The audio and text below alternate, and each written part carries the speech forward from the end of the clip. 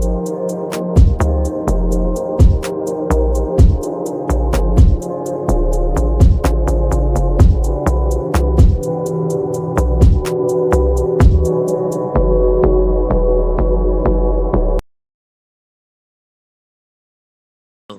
everyone, Hello, my name is Galang.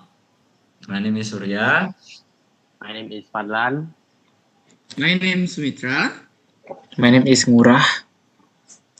Alright, so before we start the video, you may ask why we're doing this intro from an online meeting. It's because the first interview in this video will also be done from an online meeting. Alright, so in this video, we're gonna interview an organization called Petani Muda Keren. Alright, let's get right into it. Jadi untuk dampaknya sih kita jujur ya, pikir teknologi itu nggak canggih-canggih amat gitu ya, tapi kita aman, itu peningkatan dan nanti kita pelan-pelan. Jadi kami pakai sekarang nggak boleh mahal-mahal kan gitu ya. Kita yang kemana? Hello, I'm Ngurah. So we have asked several questions for the one of the developer of Petani Muda Keren.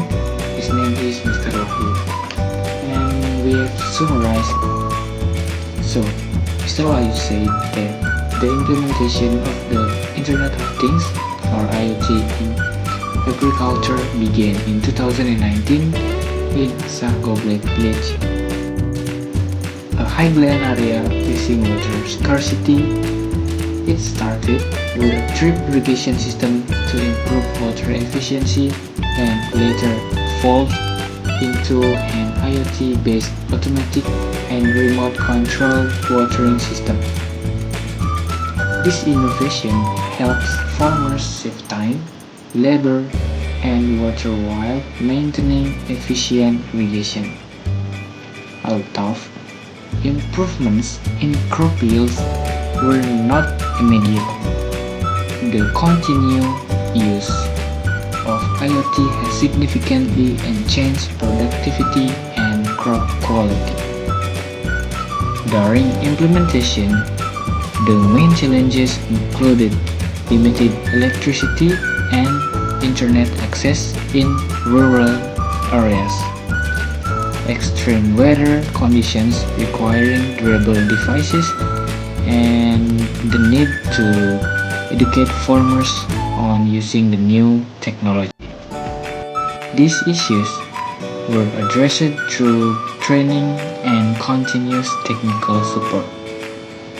By 2025, IoT-based farming has expanded under PT Wira Nagari Nusantara, with system implemented across several regions, including Bali, NTT, NTB, Sulawesi, IKN, and Sumatra.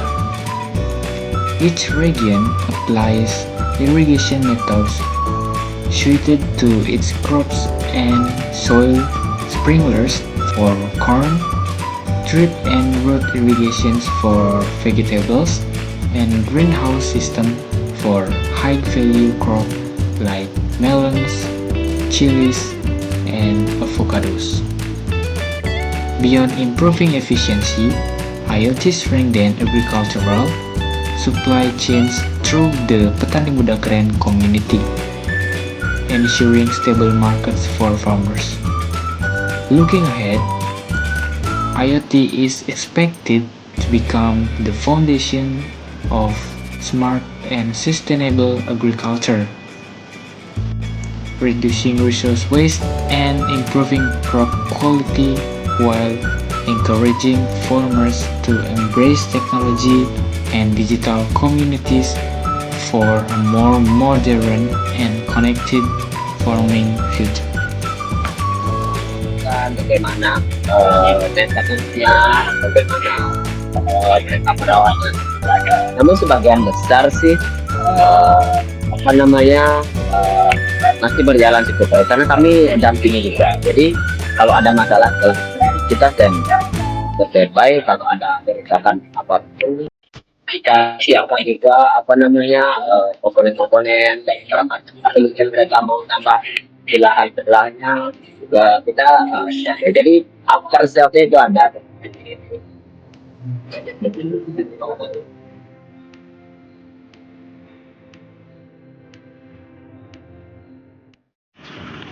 Hello guys. Hello guys. And today we are arrived at one of the Petani Muda Keren company, and now we are going to interview farmers or the manager about this IoT implementation of the farmer.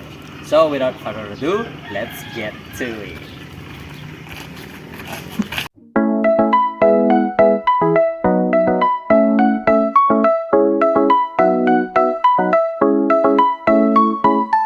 Pertanyaannya seperti apa sih sebenarnya untuk ini ya, kayak penerapan dalam sehari-hari bertani itu kan menggunakan teknologi membantunya seperti apa sih sebenarnya di sini?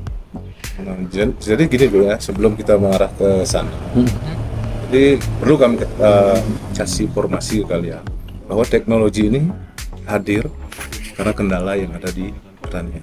Oke. Ya. Jadi mengingat bertani itu kan tidak hanya menanam dan memanen, apalagi hortikultura ada yang namanya setelah mengolah lahan, kemudian penanaman dan perawatan. Terus kemudian dari perawatan itu memerlukan waktu dan biaya yang sangat panjang. Lalu untuk IoT yang digunakan nih, setelah dari masalah yang udah ditemuin selama bertani ke sistem IoT-nya tuh bekerja tuh gimana sebenarnya? Sistem kerja IoT itu bisa dikendalikan dari jarak jauh. Jadi petani tidak harus ke ladangnya petani. Bisa dimanapun, kapanpun bisa melakukan perawatan pada waktu yang diperlukan. Misalnya di Bali kan udah identik dengan ngayah, upacara, perainan dan lain sebagainya. Dan itu seringkali menyebabkan kendala keterlambatan dalam proses perawatan. Dan akibatnya juga sangat fatal. Jadi kita tidak bisa menghasilkan atau memproduksi hasil yang maksimal. Jadi dari tempat orang resepsi pun kita bisa melakukan perawatan. Nah, itu selama jaringan internet bagus di sana.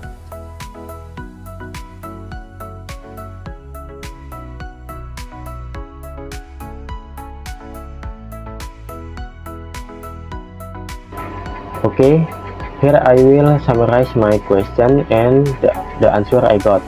So the question is the application of technology in daily farming and its benefits. This technology was created to solve problem in farming. Farming is not only about the planting and harvesting. It also involves soil preparation and planting process that take a long time. For example, growing chili requires a lot of labor, water, and time to maintenance. Because of this, farmers want to make farming simpler and efficient. With the use of IoT technology, many of these problems can now be solved. Alright, so I'll quickly summarize two questions that we asked the farm manager at Petani Muda Keren in this video. First, what their IoT system looks like. He said it allows them to remotely control watering, fertilizing, and soil monitoring like temperature sensors, all using the internet and their phones. And the second one, what about their obstacles while implementing this IoT system? He mentioned two main challenges.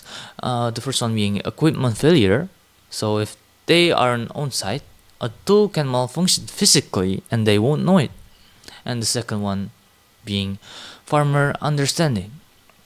So not all farmers understood the technology at first, but he also mentioned that they are now learning and adapting to it.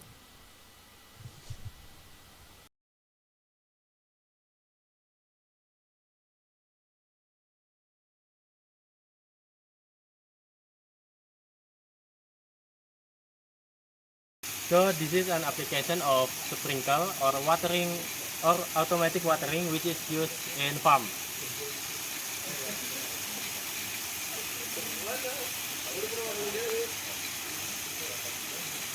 Okay, as you can see, this is the long version of the sprinkler that Fadlan sold. What? Okay, thank you.